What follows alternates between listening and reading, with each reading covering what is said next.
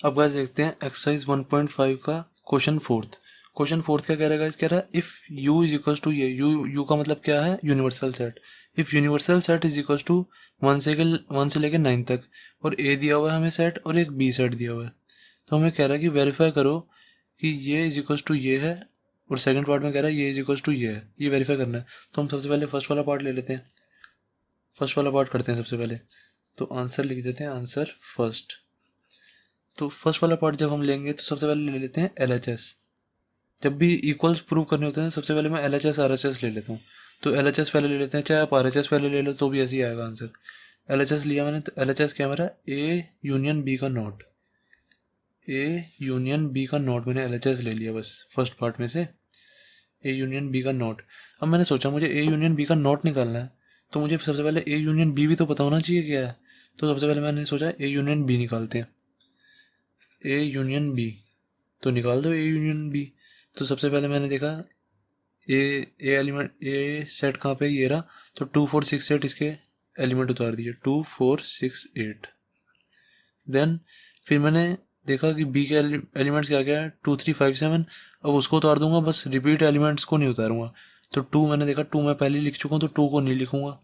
Then 3 5 7 लिख देता हूँ, 3 5 7।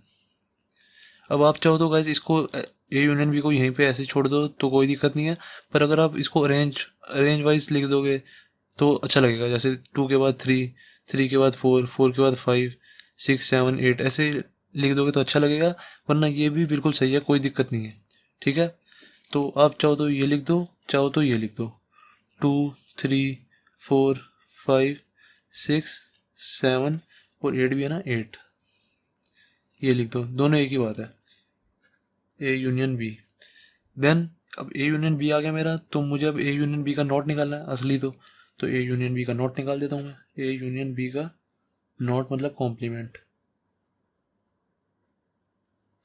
क्या आ जाएगा, यूनिवर्सल सेट में से ए यूनियन बी को माइनस कर दो, यूनिवर्सल सेट में से ए यूनियन बी को माइनस कर दो। ये गाइस जो ये चीज़ है ना, ये चीज़, ये बस मैं आपको समझाने के लिए बताता हूँ, ये आपको पेपर में नहीं लिखनी, पेपर में आपको डायरेक्ट लिखना है। ओके, तो यूनिवर्सल सेट में से ए यूनियन बी, ये मन में सोचना है, यूनिवर्सल सेट में से मुझे अब ए यूनियन बी को माइनस करना है। जब भी कॉम्प्लीमेंट आए ना उसका मतलब यही होता है, यूनिवर्सल सेट में से ए यूनियन बी अंदर वाले पार्ट को माइनस कर दो। तो यूनियन का ये यूनिवर्सल सेट क्या है मेरा, 1 से लेकर 9 तक, और फिर मुझे 2 से लेकर 8 तक माइनस करना है, 2 3 4 5 6 7 8, 2 से लेकर 8 तक माइनस करना है। तो बाकी क्या बचा, 1 और 9 ही तो बचा। यूनिवर्सल सेट में से मैंने अगर बीच वाले सारे आइटम माइनस कर दिए 2 से लेकर 8 तक, 1 और 9 ही तो बचेगा ना, 1 और 9। तो फिर ए यूनियन बी का नॉट आ गया मेरे पास, मतलब कॉम्प्लीमेंट आ गया 1 और 9, 1 9। देन अब आर एच एस देखते हैं। R H S, R H S क्या है हमारा, A intersection A complement intersection है, A complement intersection B complement is equal to क्या हो जाएगा। अब मैंने सोचा A complement intersection B complement निकालने के लिए पर मुझे ए इंटरसेक्शन और B intersection, oh sorry, A complement और बी कॉम्प्लीमेंट पता भी तो होना चाहिए क्या है, कि ए कॉम्प्लीमेंट क्या है, बी कॉम्प्लीमेंट क्या है, तभी तो इनके बीच का मैं इंटरसेक्शन निकालूंगा। तो ए कॉम्प्लीमेंट निकाल लेते हैं सबसे पहले, ए कॉम्प्लीमेंट और बी कॉम्प्लीमेंट। ए कॉम्प्लीमेंट क्या आएगा, ए मुझे दिया हुआ 2 4 6 8, कॉम्प्लीमेंट क्या होता है, यू में से ए को माइनस कर दो बस। ये चीज़ आपको लिखनी नहीं है, मैंने बता दिया, ठीक है ना, आपको डायरेक्ट लिखना है, ये बस मैं आपको समझाने के लिए बताता हूँ। तो यू माइनस ए, यू क्या है मेरा 1 से लेकर 9 तक, उसमें से ए वाला पार्ट माइनस कर दो। तो ए वाला पार्ट माइनस कर दोगे तो क्या आ जाएगा, 2 4 6 8 माइनस करना है बस। तो 1 आ गया, 3 आ गया, 5 आ गया, 7 आ गया, 8 भी कटेगा, तो बचा क्या 9, 1 3 5 7 9 आ गया। ओके, तो ए कॉम्प्लीमेंट आ गया मेरा 1 3 5 7 9। अब ऐसे ही बी का कॉम्प्लीमेंट निकाल देंगे। बी का कॉम्प्लीमेंट क्या आ जाएगा हमारा, बी का complement is equal to universal set में से बी वाले पार्ट को माइनस कर देंगे। तो यूनिवर्सल सेट में से मैं बी को माइनस करूँ, मैं बी क्या है मेरा 2 3 5 7, तो बस 2 को मैंने माइनस करना है, 3 को और 5 और 7 को, इन चारों को माइनस करना है। तो बाकी जो बचा उसको लिख दो, 1 बचा, 4 बचा, 6 बचा, 8 बचा और 9 बचा, यही तो बचे बस। तो बी कॉम्प्लीमेंट भी आ गया मेरा। तो अब इन दोनों का इंटरसेक्शन निकाल दो, क्योंकि मुझे ए कॉम्प्लीमेंट का इंटरसेक्शन बी कॉम्प्लीमेंट कह रहा है ना, तो निकाल दो बस। A complement intersection B complement is equal to क्या आ जाएगा। अब इन दोनों का बस इंटरसेक्शन निकालें। इंटरसेक्शन का मतलब क्या है, इन दोनों में क्या कॉमन है बस वो लिख दो। अब इन दोनों में मैंने देखा क्या कॉमन है, एक तो 1 कॉमन है, दोनों में 1 है, और कुछ कॉमन है, और 9 कॉमन है, देख लो। तो 1 और 9 लिख दिया बस मैंने,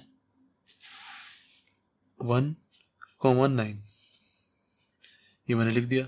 तो A complement intersection B complement क्या आ गया मेरा, 1 कॉमन 9। देन अब मुझे क्या करना था, मेरा ये LHS भी आ गया, RHS भी आ गया, मैंने सॉल्व करके निकाल दिया। तो मुझे अब इन दोनों को इक्वल प्रूव करना था। अब मैंने देखा मेरा ए यूनियन बी का कॉम्प्लीमेंट क्या है, 1 कॉमन 9, और ये क्या है 1 कॉमन 9। तो 1 कॉमन 9 और 1 कॉमन 9 इक्वल नहीं हुए दोनों, तो hence LHS equal to RHS लिख देंगे बस, that's it. Hence LHS equals to RHS, hence proved. Then अब देखते हैं सेकंड पार्ट। सेकंड पार्ट भी ऐसे ही करना है। सेकंड पार्ट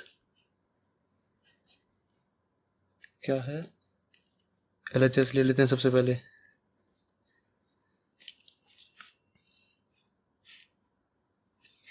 LHS लिया, ए इंटरसेक्शन बी का कॉम्प्लीमेंट ये निकालना मुझे। अब मैंने सोचा कि ए इंटरसेक्शन बी का कॉम्प्लीमेंट निकालने के लिए मुझे ए इंटरसेक्शन बी भी तो पहले पता होना चाहिए। तो ए इंटरसेक्शन बी निकालता हूँ मैं सबसे पहले। तो ए इंटरसेक्शन बी क्या आ जाएगा मेरा, ए है मेरा 2 4 6 8 और बी है 2 3 5 7। इन दोनों में देखो कॉमन कॉमन क्या है, एक तो 2 कॉमन है, और क्या कॉमन है, 4 भी इसमें नहीं है, इसमें 6 भी नहीं है, इसमें 8 भी नहीं है, बस 2 ही कॉमन आ रहा है और तो कुछ कॉमन नहीं आ रहा। तो मैंने 2 कॉमन लिख दिया। देन फिर ए इंटरसेक्शन बी का कॉम्प्लीमेंट निकाल दो। ए इंटरसेक्शन बी तो मेरा आ गया।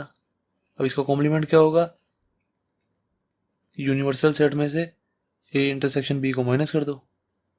अब यूनिवर्सल सेट क्या है मेरा, 1 से लेके पूरा 9 तक, उसमें से बस ए इंटरसेक्शन बी मतलब 2 को माइनस करना है, 2 वाले पार्ट को हटा दो बस, बाकी सारा लिख दो। तो क्या आ जाएगा,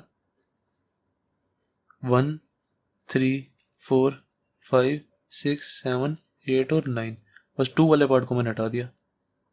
तो ए इंटरसेक्शन बी का कॉम्प्लीमेंट मेरा आ गया। ओके, देन अब देखते हैं RHS। RHS मेरा ये रहा।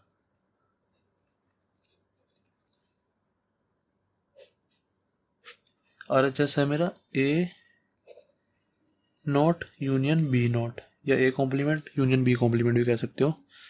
अब मैंने सोचा एक A complement union B complement निकालने के लिए मुझे ए कॉम्प्लीमेंट और बी कॉम्प्लीमेंट पता भी तो होना चाहिए, तो वो मैंने पहले ही निकाल दिए थे, वहीं से लिख लो।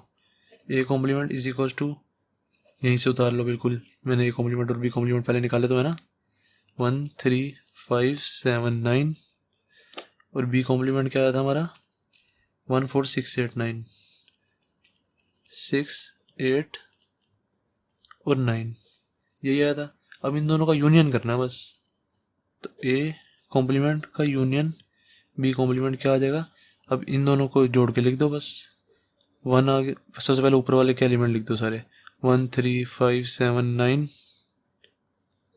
फिर नीचे वाले के लिख दो बस, रिपीटिशन मत लिखना, 1 पहले आ चुका तो 1 मैं दोबारा यहाँ पे नहीं लिखूंगा। देन 4 6 8 9 तो नहीं आया, 4 6 9 आ गया, तो 4 6 8 तक लिख दूंगा, 4 6 8 9 अब मैं लिखूंगा नहीं, क्योंकि 9 मैं पहले लिख चुका हूँ। ओके, अब क्या करेंगे, इसको नॉर्मल लिख दो असेंडिंग ऑर्डर में, तो थोड़ा अच्छा लगता है, हमें थोड़ा इजीली समझ आता है जब असेंडिंग ऑर्डर में लिखा हो ना ढंग से, तो इजीली हमें ढंग से और अच्छी तरह समझ आता है। तो 1 1 के बाद मैंने देखा और क्या बड़ा, 3 बड़ा, देन 4, देन 5 भी है, देन 6 भी है, 7 भी है, देन फिर 8 भी है, देन फिर 9 भी है। तो ये मेरा आ गया ए यूनियन बी का complement, A complement union B का कॉम्प्लीमेंट आ गया मेरा ये। देन अब मुझे क्या देखना था कि LHS इक्वल टू RHS आया है या नहीं आया, तो मैंने देखा ये आ रहा है 1 3 4 5 6 7 8 9, तो ये भी क्या आ रहा है 1 3 4 5 6 7 8 9, दोनों इक्वल आ गए। हैंस यहाँ पे चाहे लिख दो, इसको इक्वेशन 1 दे दो, इसको इक्वेशन 2 दे दो, कुछ भी कह लो, hence from equation first and second LHS equals to RHS, that's it. अब गाइस देखते हैं क्वेश्चन फिफ्थ। क्वेश्चन फिफ्थ क्या कह रहा है draw appropriate Venn diagram for each of the following. हमें इन क्वेश्चंस में ना वेन डायग्राम बनाना है। तो मैंने आपको बताया वेन डायग्राम कैसे बनाते हैं। सबसे पहले हमें बोला है A यूनियन B का कॉम्प्लीमेंट का इसका वेन डायग्राम बनाओ। वेन डायग्राम कैसे बनाना है, सबसे पहले वैसे ही बनाना है जैसे मैंने आपको सिखाया है। सबसे पहले रेक्टेंगल बना दिया, उसको नाम देना है यूनिवर्सल सेट ही, मतलब कि ये हमारा U है। जो हमारा रेक्टेंगल होता है ना, ये पूरा सारा यूनिवर्सल सेट होता है, इसके अंदर हमारे अब सेट्स बनेंगे। तो अब A और B की बात चल रही है, तो मैं दोनों सेट्स को बना देता हूँ। एक A बना दिया ये, एंड एक B बना दिया ये, दो बना दिए। इसको नाम दे दिया A, इस वाले गोले का नाम A है और इस वाले गोले का नाम B है, ठीक है। इस वाले सर्कल का नाम A है, इस वाले सर्कल का नाम B है। देन अब मुझे कह रहे हैं A यूनियन B का कॉम्प्लीमेंट लगाना है। मुझे क्या पता है A यूनियन B का A यूनियन B होता क्या है। A यूनियन B होता है ये सारा, मैंने आपको वेन डायग्राम में बताया था, ये वाला सारा, ये वाला सारा देखो, ये ये सारा, ये A और B जो है ये सारा आ जाएगा। ये हमारा A यूनियन B होता है। पर हमें क्या करना है, A यूनियन B का कॉम्प्लीमेंट निकालना है। तो A यूनियन B का कॉम्प्लीमेंट क्या होगा हमारा, इस वाले पार्ट को सारा छोड़ देंगे, जो भी मैंने अभी ये शेड किया है इसको छोड़ के, जो ये वाला पार्ट है ना सारा, ये सारा ये वाला पार्ट, ये हमारा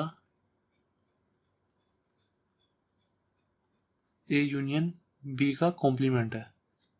ये वाला सारा पार्ट A यूनियन B का कॉम्प्लीमेंट। A यूनियन B तो मेरा ये है जो मैंने ब्लैक से शेड किया है। तो इसका उल्टा क्या होगा, कॉम्प्लीमेंट का मतलब होता है उल्टा, मतलब कि इसको छोड़ के जो बाकी बाहर का बचा वो सारा, दैट्स इट। तो ये A यूनियन B का कॉम्प्लीमेंट हो गया। ये मैंने आपको सिखाया था जब मैंने वेन डायग्राम बनाना सिखाया। देन सेकंड देखते हैं। सेकंड कह रहा है A complement intersection B complement, ये बनाना है अब हमें। अब वैसे ही बनाओ, सबसे पहले रेक्टेंगल बनाया सबसे पहले,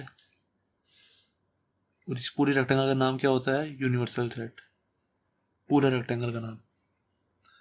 देन अब A और B की बात चल रही है तो A और B भी बना देते हैं। ये A बना दिया, ये B बना दिया, इस वाले सर्कल का नाम A दे दिया, इस वाले सर्कल का नाम B दे दिया। मतलब ये जो सर्कल है ये A सेट है, ये वाला जो सर्कल है ये B सेट है। देन अब मैंने देखा कि A का कॉम्प्लीमेंट निकालना है मुझे। सबसे पहले A का कॉम्प्लीमेंट क्या होगा, देखो A तो मेरा ये वाला सर्कल हो गया, जो ये सर्कल है, ये यहाँ से लेके पूरा ये सर्कल। तो A का कॉम्प्लीमेंट क्या हो जाएगा, ये सर्कल वाले पार्ट को छोड़ के बाकी सारा। तो बाकी सारा क्या हो जाएगा, ऐसे बना दो, इस वाले सर्कल को छोड़ के बाकी सारा पार्ट सारा कर दो।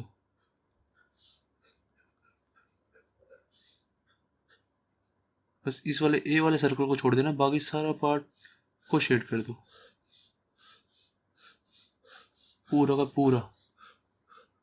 देन ये हो गया हमारा, ये हमारा A का कॉम्प्लीमेंट निकल गया। ये जो सारा हमने ऐसे वर्टिकल लाइन खींची है, ये सारा हमारा A का कॉम्प्लीमेंट बन गया। अब ये कह रहे हैं फिर B का कॉम्प्लीमेंट। B का कॉम्प्लीमेंट क्या होगा, ये हमारा B वाला पार्ट था, जो हमारा ये B सर्कल है, ये वाला जो सर्कल है ये B है। इसका कॉम्प्लीमेंट क्या हो जाएगा, सिर्फ B वाले पार्ट को छोड़ दो, बाकी सारा कलर। तो मैं B वाले पार्ट को छोड़ देता हूँ, B वाले पार्ट को मैंने छोड़ दिया, बाकी सारा वाला पार्ट कलर कर दो। कौन सा कलर सारा हो जाएगा, सिर्फ B वाले पार्ट को छोड़ देना, ठीक है ना। जो B सेट है इसको छोड़ दो बस, बाकी सारा ऐसे हॉरिजॉन्टल लाइन में जो लगा रहा हूँ ना, ये सारी B कॉम्प्लीमेंट है। सिर्फ B वाले पार्ट को छोड़ रहा हूँ और कुछ नहीं कर रहा।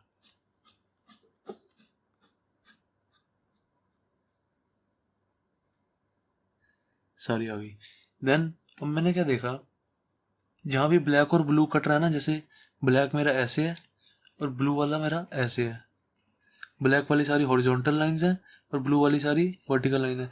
जहाँ भी ऐसे कट रही है ना, ये ऐसे ऐसे ये कट रहे हैं, वो सारा इंटरसेक्शन वाला पार्ट है ये देखो यहाँ पे भी कट रही है, ये मेरी ब्लैक लाइन जा रही है, यहाँ पे ऐसे ब्लू जा रही है, ये सारा इंटरसेक्शन वाला पार्ट है। ओके, ये हमारा वेन डायग्राम बन गया सेकंड पार्ट का। देन अब देखते हैं थर्ड पार्ट। बस वेन डायग्राम ही बनाना है, इसमें और कुछ नहीं हमें बताना। वेन डायग्राम बना दिया। देन थर्ड पार्ट है हमारा ए इंटरसेक्शन बी का नोट, ए इंटरसेक्शन बी का नोट या कॉम्प्लीमेंट। अब ये देखो, मैंने रेक्टेंगल बना दिया, इसको यूनिवर्सल सेट ले लिया, ए बना दिया और बी बना दिया।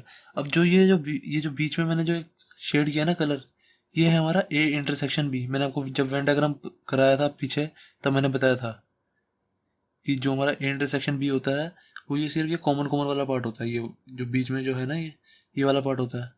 तो अब मुझे क्या निकालना है, ए इंटरसेक्शन बी का कॉम्प्लीमेंट निकालना है। कॉम्प्लीमेंट का मतलब क्या होता है कि ए इंटरसेक्शन बी का उल्टा। अब ए इंटरसेक्शन बी का उल्टा क्या हो जाएगा, ए इंटरसेक्शन बी को छोड़ दो बाकी सारा।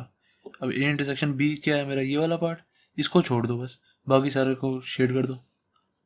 ये मैं शेड कर रहा हूँ बाकी सारे को, बाकी पूरे के पूरे सारे के सारे को शेड कर दो, बस ए इंटरसेक्शन बी वाले पार्ट को छोड़ देना।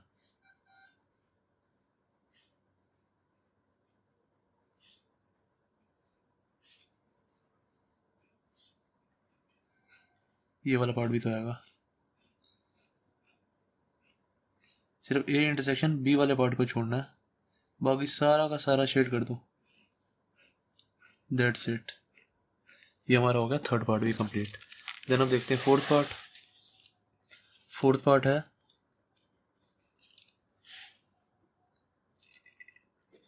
ए complement union B complement. Then वैसे ही करो, सबसे पहले रेक्टेंगल बनाया, इसका नाम दे दिया यू, मतलब कि ये यूनिवर्सल सेट है। देन फिर ए और बी की बात चल रही है तो ए और बी सेट्स बना लेते हैं। इसको नाम दे दिया मैंने ए, इसको नाम दे दो बी। ओके, देन ए का जो कॉम्प्लीमेंट है वो बनाओ। ए का कॉम्प्लीमेंट क्या होगा, ए वाले पार्ट को छोड़ दो बाकी सारा। ए क्या है मेरा, ये, इसको छोड़ दो बाकी सारा। तो मैं इसको बना देता हूँ ऐसे हॉरिजॉन्टल, इसको वर्टिकल बना देता हूँ। चलो जैसे मर्जी है, हमारी मर्जी है, हमारे पैसे बना देंगे। ए बस ए वाले सेट को छोड़ देना बाकी सारा।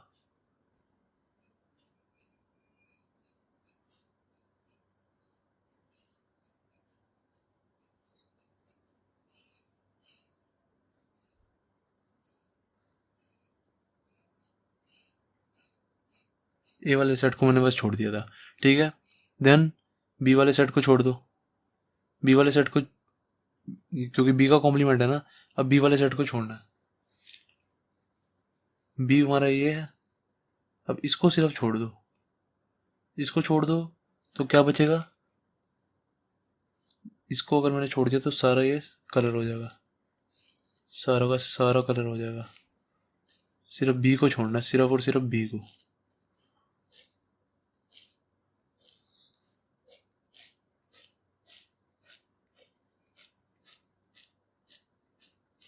दैट्स इट, मैंने बी को छोड़ दिया और इधर इधर किसको छोड़ा था, ए को। ये बन गया बस हमारा, ये यूनियन जो भी आया ना, ये हमारा यूनियन आया। अब गाइस देखते हैं क्वेश्चन सिक्स्थ। क्वेश्चन सिक्स्थ क्या कह रहा है गाइस, कह रहा है let U be the set of all triangles in a plane. कह रहा है जो एक हमारा यूनिवर्सल सेट है ना, वो क्या है, all triangles, set of all triangles, मतलब यहाँ पे लिख दो u is equals to set of all triangles. All triangles मतलब इसमें सारे ट्रायंगल्स आ गए। जो हमारा यूनिवर्सल सेट है ना, वो इन्होंने दिया हुआ है set of all triangles. Then फिर आगे क्या कह रहे हैं, if A B the set, कह रहे हैं एक और सेट है ए, कह रहा है ए B the set of all triangles with at least one angle different from 60 degree. अब गाइस इसमें ना इंग्लिश थोड़ी टिपिकल दी हुई है, वो देखना समझना। क्या कह रहा है, कह रहा है कि जो ए है हमारा, वो सेट ऑफ ऑल ट्रायंगल्स है with at least one angle different from 60 degree. जैसे मैं आपको समझाता हूँ, जैसे मैंने बोला कि मैंने कम से कम 1 रन मारा, ये वो वाली बात हो रही है कि मैंने कम से कम 5 रन मारे, मैंने कम से कम 1 रन मारा, ठीक है, कम से कम 1 रन मारा, ये वो वाली बात हो रही है। तो यहाँ पे क्या कह रहे हैं, सेट ए जो है हमारा, set of all triangles with at least, मतलब जिसमें कम से कम एक एंगल 60 डिग्री होगा। जो ए है ना हमारा, वो कह रहा है वो सेट है जिसमें कम से कम एक एंगल 60 डिग्री होगा, विद एटलीस्ट वन एंगल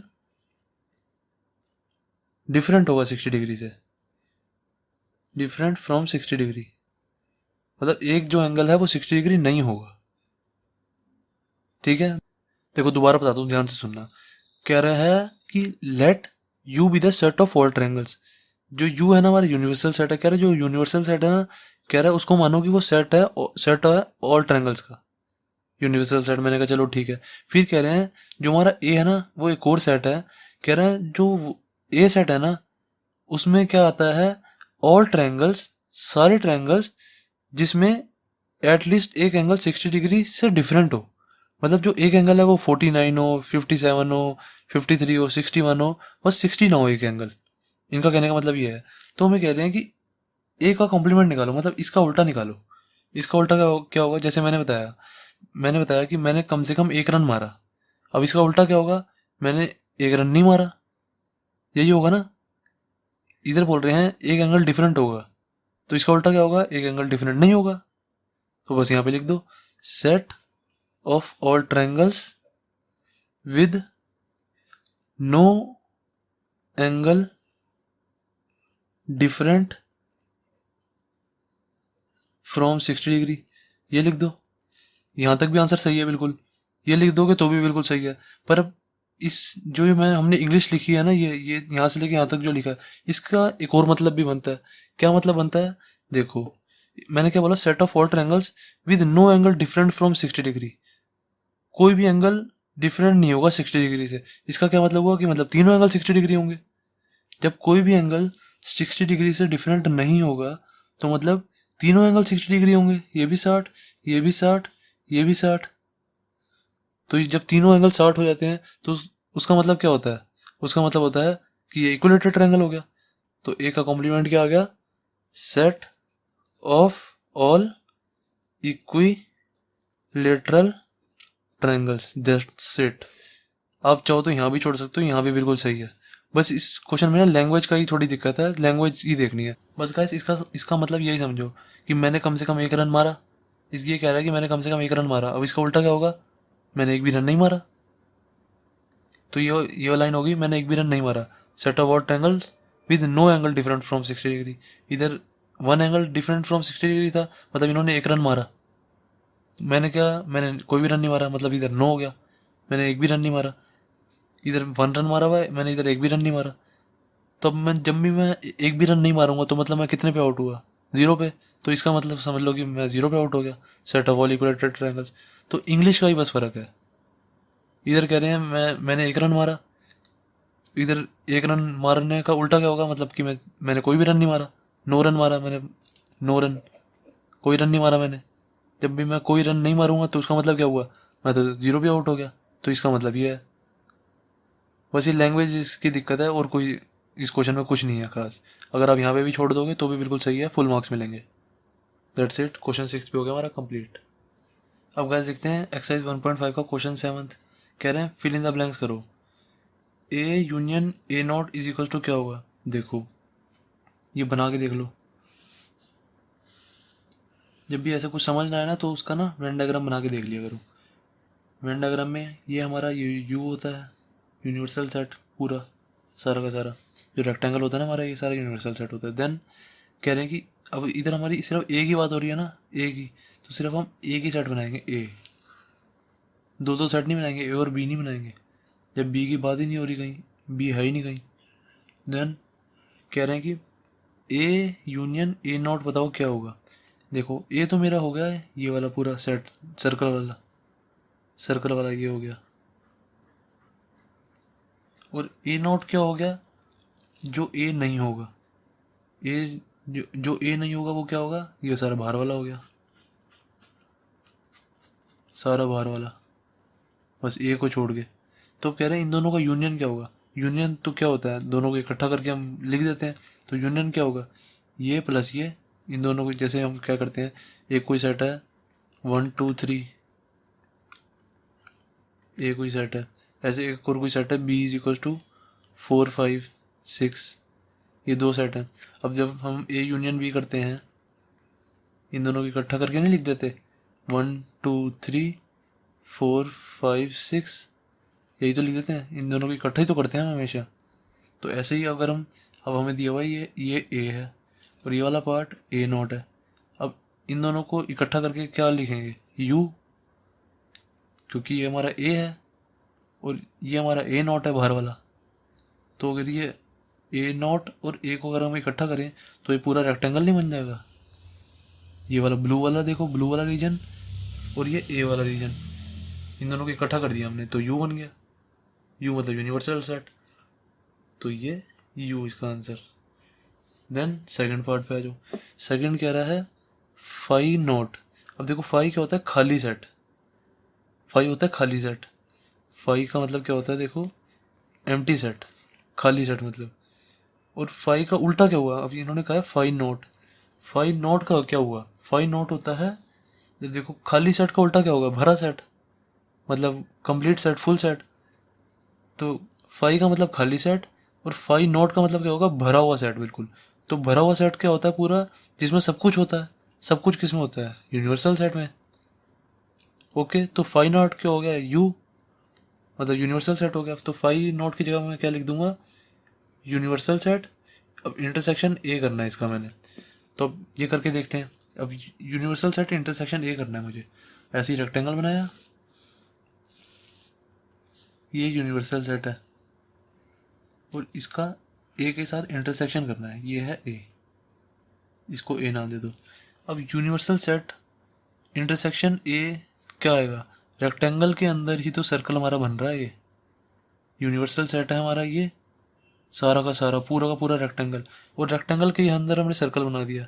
जैसे समझो यूनिवर्सल सेट था हमारा, यू है हमारा 1 2 3 4 और 5, ये है यू। और ऐसे ही अब ए है हमारा, क्योंकि ए हमारा यूनिवर्सल सेट के अंदर ही है, तो ए भी तो हमारा कुछ इसी में से बनेगा, इन्हीं इन्हीं नंबर में से, इन्हीं एलिमेंट में से। तो ए को समझ लो कि 3 और 4 है।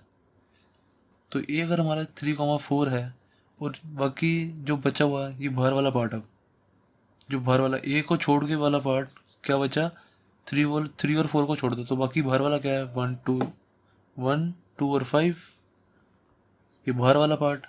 अंदर वाला पार्ट 3 4 है। और पूरा यूनिवर्सल सेट क्या है, पूरा यूनिवर्सल सेट जो रेक्टेंगल पूरा है, उसमें रेक्टेंगल में क्या आ गया, ये सर्कल वाला पार्ट भी आ गया और ये बाहर वाला पार्ट भी आ गया। तो क्या हो जाएगा, 1 2 3 4 5। तो मैंने देखा यूनिवर्सल सेट पूरा है और उसमें से इंटरसेक्शन करना है ए का। तो मतलब दोनों में कॉमन कॉमन क्या होगा, देखो 1 2 3 4 5 और 3 4 में से कॉमन कॉमन क्या होगा, सिर्फ ए ही तो कॉमन होगा। क्योंकि देखो 3 दोनों में कॉमन क्या है, देखो सबसे पहले तो ये देखो U intersection A is equal to, दोनों में कॉमन क्या है, इसमें भी 3 4 है, इसमें भी 3 4 है, तो 3 4 ही लिख दूंगा मैं। तो 3 4 है क्या, असली में 3,4 है क्या, ए ही तो है, ए ही तो है, इज इक्वल टू ए। तो आंसर क्या आ जाएगा मेरा, is equal to A. That's it. ये फर्स्ट पार्ट था, ये सेकंड पार्ट। देन अब देखते हैं थर्ड पार्ट। थर्ड पार्ट क्या कह रहा है, कह रहा है ए इंटरसेक्शन ए नॉट, बताओ क्या होगा।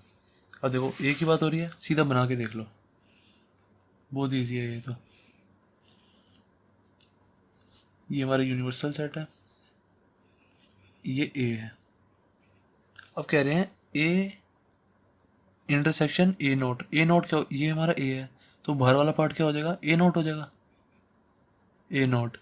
तो अब इन दोनों में कॉमन कुछ दिख रहा है, अंदर वाले पार्ट, अंदर वाला पार्ट और बाहर वाला पार्ट। अंदर वाला पार्ट क्या है, ये सिर्फ ये है, और बाहर वाला पार्ट ये है। इन दोनों में तो कुछ कॉमन नहीं है, इन दोनों में तो कुछ कॉमन ही नहीं है, वो अंदर वाला पार्ट है, वो बाहर वाला पार्ट है।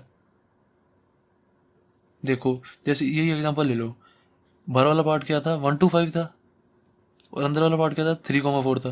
तो 1 to 5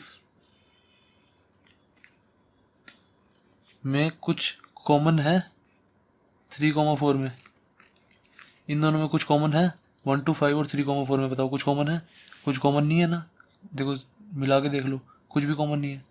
तो कुछ भी कॉमन नहीं है तो क्या आंसर आएगा, एम्प्टी सेट। एम्प्टी सेट का क्या मतलब होता है, 5। तो थर्ड पार्ट भी हो गया हमारा कंप्लीट। देन अब देखते हैं फोर्थ पार्ट। फोर्थ पार्ट है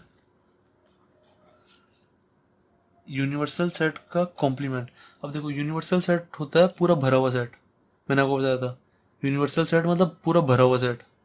अब यूनिवर्सल सेट का उल्टा क्या हो जाएगा, यूनिवर्सल सेट का मतलब जैसे मैंने बोल दिया भरा हुआ सेट, ये ऐसे लिखेंगे नहीं, मैं बस आपको समझाने के लिए बोल रहा हूँ, ठीक है ना, समझाने के लिए आपको बता रहा हूँ बस। भरा हुआ सेट ये लिख देंगे, मतलब ये लिखना नहीं है, ठीक है, मैं आपको समझाने के लिए बता रहा हूँ बस ये। और अब इसका उल्टा क्या होगा, यूनिवर्सल सेट का कॉम्प्लीमेंट बोला हुआ है हमें, यूनिवर्सल सेट का कॉम्प्लीमेंट हो जाएगा, ये भरा हुआ सेट है, भरा हुआ सेट का उल्टा क्या होता है, खाली सेट। खाली सेट का क्या लिखते हैं, ये ऐसे, खाली सेट को हम कहते हैं क्या है, 5। तो यूनिवर्सल सेट का कॉम्प्लीमेंट क्या हुआ, 5। देन अब यू कॉम्प्लीमेंट को मैं क्या लिख सकता हूँ, 5 और इंटरसेक्शन ए निकालना मुझे अब, 5 इंटरसेक्शन ए। तो 5 इंटरसेक्शन ए क्या हो जाएगा, देखो कोई चीज़ खाली है, कोई चीज़ खाली है, जैसे 5 तो 5 रहेगा, 5 का मतलब खाली। देन इसका इंटरसेक्शन करना है ए से, ए को मैं कुछ भी मान लेता हूँ, कुछ भी जो मर्जी जो आपके मन में है वो मान लो, 1 2 3 कुछ भी, या 1 मान लो, कुछ भी मान लो, 5 तक मान लो, कुछ भी मान लो जो आपका मन करे, उसको इंटरसेक्शन कराओ खाली से, 1, 2, 3 करा दिया। क्या इन दोनों में देखो कुछ कॉमन आ रहा है, कुछ कॉमन ही नहीं आ रहा, क्योंकि तो है ही खाली खुद ही। अब ये खुद ही खाली है, इसके साथ इन क्या कुछ कॉमन आएगा ही नहीं, कुछ कॉमन नहीं आ रहा, तो आंसर क्या आएगा, 5। That's it. तो फोर्थ पार्ट भी हो गया हमारा कंप्लीट, इसका आंसर 5, इसका भी आंसर 5। That's it. तो क्वेश्चन 7 भी हो गया हमारा कंप्लीट, एक्सरसाइज 1.5 हो गई हमारी पूरी कंप्लीट।